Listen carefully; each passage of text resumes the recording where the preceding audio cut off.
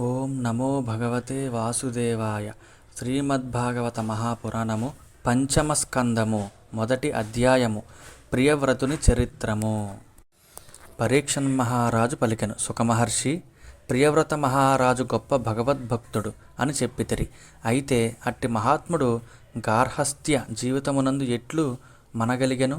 అందులో చిక్కుకొనిన వారలు తమ స్వరూపమును విస్మరించి కర్మబంధమునందు చిక్కుకొందురు గదా. బ్రాహ్మణోత్తమ, నిస్సంగులైన మహాపురుషులకు సాధారణముగా సంసార బంధములకు కుదురైన గృహస్థాశ్రమమునందు ఆసక్తి కలుగుట ఉచితము కాదు గదా. సకల లోక విఖ్యాతుడైన శ్రీహరి పాద పద్మముల నీడనే నమ్ముకొని శాంతచిత్తులైన మహాపురుషులకు కుటుంబ విషయములలో ఆసక్తి కలుగుట అసంభవము గదా. కలుగదు కదా. భూసురోత్తమ, భార్యాపుత్రుల యందును గృహముల పైనను ఆసక్తుడై ఉన్నప్పటికీ ప్రియవ్రతునకు శ్రీకృష్ణ పరమాత్మ యందు నిశ్చల భక్తి ఎట్లు ఏర్పడెను? సిద్ధి ఎట్లు లభించెను? ఇదియే నాకు గల గొప్ప సందేహము. శ్రీ శుకుడు వచించెను. సుఖబ్రహ్మ తెలిపెను. పరీక్షిన్ మహారాజా, నీవు అడిగిన ప్రశ్న సముచితమైనదే. విఖ్యాత గుణ సంపన్నుడైన శ్రీ మహావిష్ణువు యొక్క పాదారవింద మకరంద మాధుర్యములను ఆస్వాదించుటయందు మునిగిన వారు ఏ కారణము చేతనైనను ఏదేని విఘ్నము ఎదురైనను భాగవత శిరోమణులకు ప్రియతముడైన వాసుదేవుని మంగళకరమైన మార్గమును సామాన్యముగా విడిచిపెట్టరు. రాజకుమారుడైన ప్రియవ్రతుడు గొప్ప భగవద్భక్తుడు. నారద మహర్షి యొక్క పాద పద్మములను సేవించిన కారణముగా ఆయనకు సహజముగానే పరమార్థ తత్వము అవగతమయ్యెను. అందువలన అతడు బ్రహ్మసత్ర దీక్షను స్వీకరించి నిరంతరము బ్రహ్మభావమున జీవితమును గడపవలనని నిశ్చయించుకొని ఉండెను. ఇంతలో అతని తండ్రి అయిన స్వయంభువ మనువు అతనిలో రాజ్యపాలనను నిర్వహించుటకు వలసిన లక్షణములు పూర్తిగా ఉండుటను గమనించెను. కనుక అతడు రాజ్యపాలన భారమును స్వీకరింపుమని ఆయనను ఆదేశించెను. కానీ ప్రియవ్రతుడు మాత్రము తన ఇంద్రియములను కర్మలను భగవంతుని పాదార విందముల యందే సమర్పించి ఉండెను. కావున తండ్రి ఆజ్ఞా శిరోధార్యమే అయినప్పటికీ రాజ్యాధికారమును పొందినచో దారాపుత్రాది అసత్ మిథ్యా విషయములచే నా ఆత్మస్వరూపము పూర్తిగా కప్పివేయబడును. అంతేగాక రాజ్యము కుటుంబము మొదలగు వాటి చింతలో మునిగి బహుశా నేను పరమార్థ తత్వమును విస్మరించుట జరగవచ్చును అని భావించి అతడు రాజ్యపాలనకు సిద్ధపడలేదు. దేవతలలో ఆద్యుడు స్వయంభువు అయిన బ్రహ్మదేవుడు తాను సృజించిన గుణమయ ప్రపంచము యొక్క అభివృద్ధి కొరకే ఎల్లప్పుడూ ఆలోచించుచుండును. సకల జీవుల అభిప్రాయములు ఆయనకు కరతలామలకములు. కావున అతడు ప్రియవ్రతుని ప్రవృత్తిని గమనించి ఆకృతి దాల్చిన వేదములను మరీచి మొదలగు ప్రజాపతులను వెంట నిడుకొని సత్యలోకము నుండి భూతలమునకు విచ్చేసెను. అతడు ఆకాశమున పయనించుచున్నప్పుడు అచ్చటచ్చట విమానాధిరూఢులయ్యున్న ఇంద్రాది ప్రముఖ దేవతలు ఆయనను పూజించిరి. మార్గమధ్యమున గుంపులుగా చేరియున్న సిద్ధులు, గంధర్వులు, సాధ్యులు, చారణులు, మహామునులు ఆయనను స్తుతించిరి. ఈ విధముగా సమ్మానితులగుచు ఆ బ్రహ్మదేవుడు తన దివ్య కాంతులచే చంద్రుని వలె గంధమాదన పర్వత సానువులను ప్రకాశింపజేయుచు ప్రియవ్రతుని సమీపించెను. ఆ సమయమున ప్రియవ్రతునకు ఆత్మవిద్యను ఉపదేశించుటకై దేవర్షి అయిన నారదుడు కూడా అచటికి చేరియుండెను. ఇంతలో హంసవాహనమును జూచి నా తండ్రి అయిన బ్రహ్మదేవుడే అతడికి విచ్చేయుచున్నాడు అని నారదుడు భావించెను. వెంటనే స్వయంభువ మనువు, ప్రియవ్రతుడు, నారదుడు లేచి నిలబడి అంజలి ఘటించి బ్రహ్మదేవునకు ప్రణమిల్లిరి. రాజా, వారు అందరూ సాదరముగా బ్రహ్మదేవుని పూజించిరి. పిమ్మట వారు ఆ పితామహుడగు బ్రహ్మదేవుని యొక్క గుణగణములను మృదు మధుర వచనములతో ప్రశంసించిరి. పిదప ఆది పురుషుడైన బ్రహ్మదేవుడు మందహాసమునర్చుచు కృపావలోకనముతో ప్రియవ్రతుని వైపు చూచి ఇట్లనెను. శ్రీ బ్రహ్మదేవుడు పలికెను. నాయనా ప్రియవ్రత, నీకు ఒక వాస్తవ విషయమును తెలుపుచున్నాను, శ్రద్ధగా వినుము. పరమపురుషుడకు శ్రీమన్నారాయణుని గూర్చి ఏ విధముగానూ నీవు తక్కువ అంచనా వేయవలదు. నీవేగాదు, నేను, పరమశివుడు, నీ తండ్రి అయిన స్వయంభువ మనువు, ఈ నారద మహర్షి అందరము వివశులమై ఆ పురుషోత్తముని ఆజ్ఞను పాలించువారమే. ఎవ్వరునూ శ్రీ మహావిష్ణువు యొక్క విధానములను తపస్సు, విద్య, యోగబలము, బుద్ధిబలము, ధర్మార్థములు మొదలగు వాటితో దేని వలన గాని స్వయముగా గాని లేక ఇతరుల సహాయమున గాని అతిక్రమింపజాలరు. ప్రియవ్రత, ఈ శరీరము అవ్యక్త స్వరూపుడైన ఆ పరమేశ్వరుడు ప్రసాదించినట్టిది. జనన మరణములు, శోకమోహములు, భయము, సుఖదుఖములు మొదలగు వాటిని అనుభవించుటకు వివిధములగు కర్మలు చేయుటకును జీవులకు ఈ శరీరమే సాధనము. తద్వారా మోక్షమును పొందెదరు. నాయన ప్రియవ్రత, త్రాళ్లచే బంధింపబడిన పశువులు తమపై మానవులు మోపిన బరువులను మోయుచుండును. పరమాత్మ యొక్క వేద వాజ్మయమనిడి త్రాళ్ల చేతను, సత్వాది గుణముల చేతను, సాత్వికాది కర్మల చేతను, తత్ఫలితములైన వర్ణాశ్రమ ధర్మముల చేతను మనము అందరము కట్టివేయబడి ఉన్నాము. అందువలన ఆ ప్రభువు యొక్క ఇచ్ఛానుసారము కర్మలయందు ప్రవృత్తలమగుచుందుము. అట్టి కర్మల ద్వారానే ఆయనను ఆరాధించెదము. ప్రియవ్రత, మన గుణకర్మలను అనుసరించి భగవంతుని సంకల్పము మేరకు ఆయా జన్మలు మనకు లభించుచుండును. అట్లే ఆయన నిర్ణయానుసారమే మనము సుఖదుఖములను అనుభవించుచుందుము. కన్నులున్నవాడు తీసుకుని పోవచున్న మార్గమున గ్రుడ్డివాడు అతని వెంట నడుచుచుండున్నట్లు మనము భగవంతుని ఇచ్ఛానుసారము ప్రవర్తించుట జరుగుచుండును. ముక్త సంగుడు కూడా శరీరము ఉన్నంత వరకు నేను, నాది అను అభిమానరహితుడై ప్రారబ్ధమును అనుభవించును. స్వప్నమును అనుభవించి నిద్ర నుంచి మేలుకొనిన వాడు తిరిగి స్వప్నమును చూడనట్లు ముక్త సంగుడు జనన మరణ రూపమగు కర్మబంధమును కలిగించునట్టి గుణములను అనగా విషయ వాసన మూలకములగు సంస్కారములను స్వీకరింపడు. మానవుడు జితేంద్రియుడు కానిచో సంసార బాధలకు భయపడి వనములకు వెళ్ళినను అంతఃశత్రువులైన కామలోభాదుల వలన కలిగిడి భయము అతనిని వెంటాడుచునే ఉండును. కానీ జితేంద్రియుడైన ఆత్మజ్ఞాని గృహస్థాశ్రమమునందున్నను సంసార భయము అతనిని ఎట్టి పరిస్థితులలోనూ తాకదు. అంటే శ్లోకం: యస్త్వింద్రియాని మనసా నియమ్యారభతేర్జున కర్మేంద్రియై కర్మయోగం అసక్తస్య విశిష్యతే. ఇది భగవద్గీత 3:7లో రాసి ఉన్నది. తాత్పర్యము: అర్జున, మనస్సుతో ఇంద్రియములను వశపరుచుకొని అనాసక్తుడై ఇంద్రియముల ద్వారా కర్మయోగాచరణమును గావించు పురుషుడు శ్రేష్ఠుడు. ప్రియవ్రత, కోటలో సురక్షితుడై ఉన్న రాజు ప్రబలమైన శత్రువులను కూడా సులభముగా జయింపగలడు. వివేకైన సాధకుడు కోమక్రోధాది ప్రబలమైన అంతఃశత్రువులను ఆరింటిని జయింపగోరుచున్నచో గృహస్థాశ్రమమునందు ఉండియే వాటిని అదుపులో నుంచుటకు ప్రయత్నింపవలను. ఆ శత్రువుల బలము క్షీణించినప్పుడు అతడు స్వేచ్ఛగా ఎచ్చటైనను గృహమునందైనను వనమునందైనను సంచరింపవచ్చును.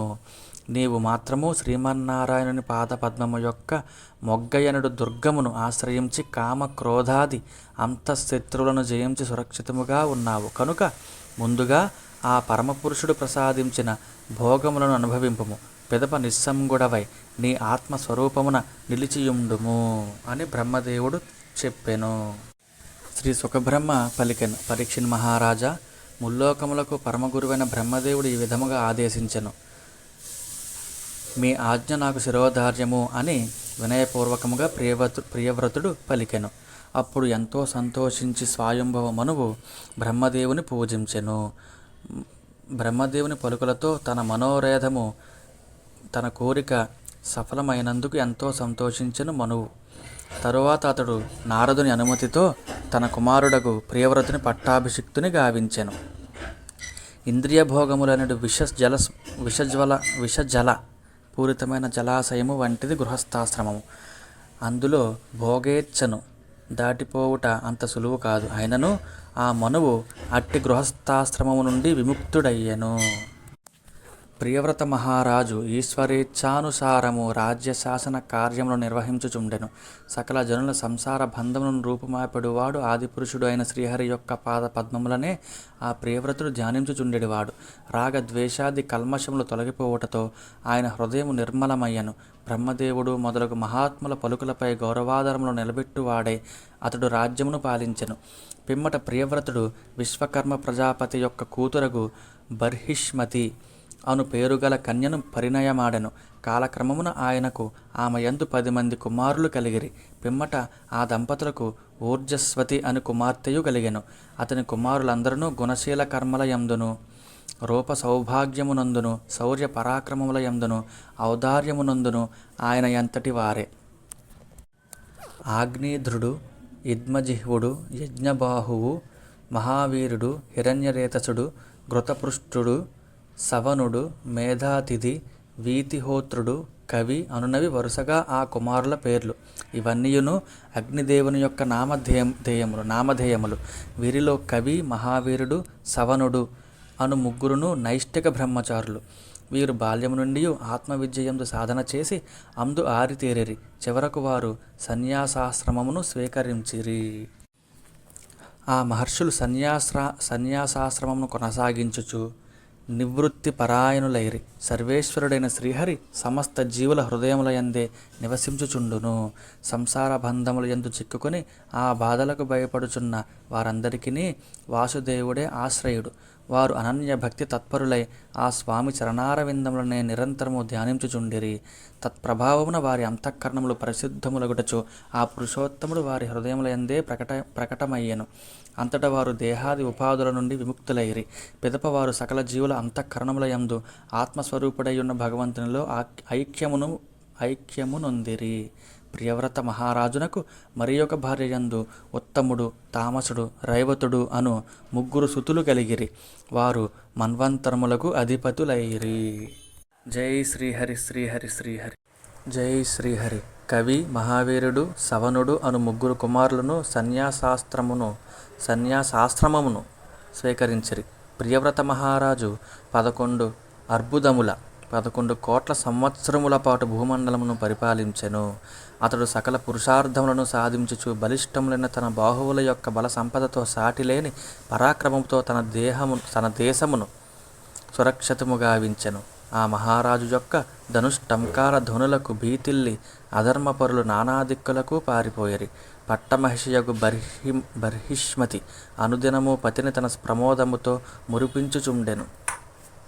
స్త్రీ సహజమైన హావభావములతో ఆయనను రంజింపజేయుచుండెను. బిడియపు చూపులతో, మందహాసములతో అతని మనస్సును ఆహ్లాదపరచుచుండెను. ఆమె ప్రేమలో పడిన ప్రియవ్రతుడు ఆత్మనిష్ఠుడైయుండి కూడా ఆత్మ విస్మృతి పొందిన అవివేకి వలె సకల భోగములను అనుభవింపసాగెను.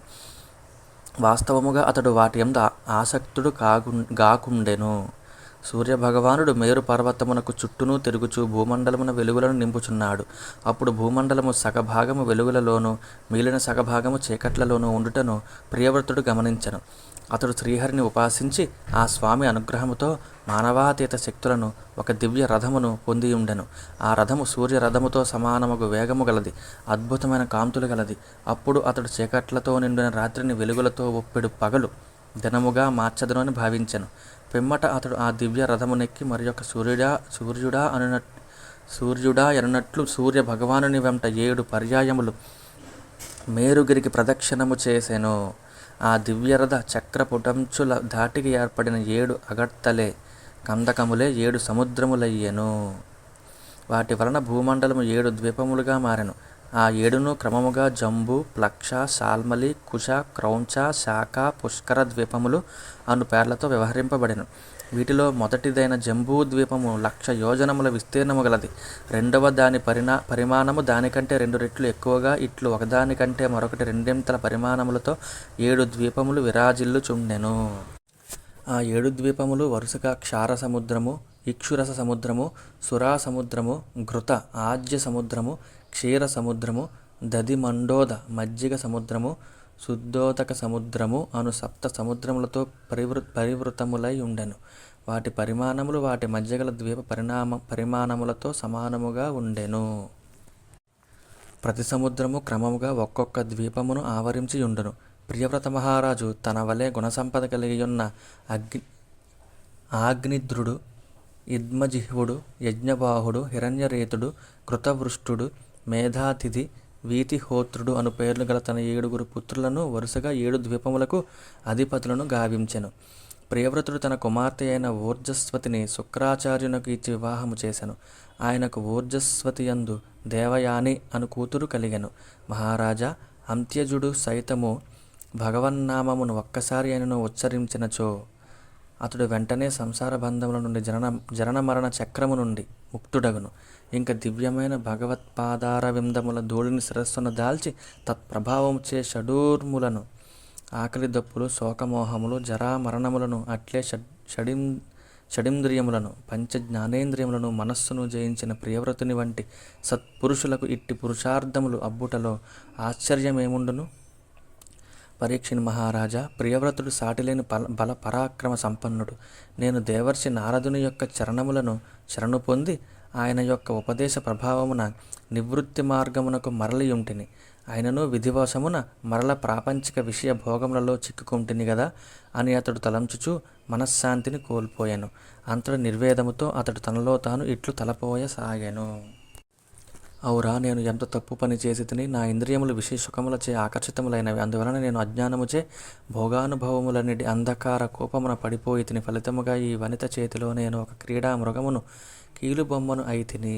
చీ చీ, ఇక చాలును అని తనను తాను నిందించుకొనెను. పరమ పూజ్యుడైన శ్రీహరి అనుగ్రహముచే ప్రియవ్రతనకు జ్ఞానోదయమయ్యను. అంతటా అతడు తన వలె సద్గుణశీలులైన తన పుత్రులకు రాజ్యమును యథాయోగ్యముగా పంచి ఇచ్చెను.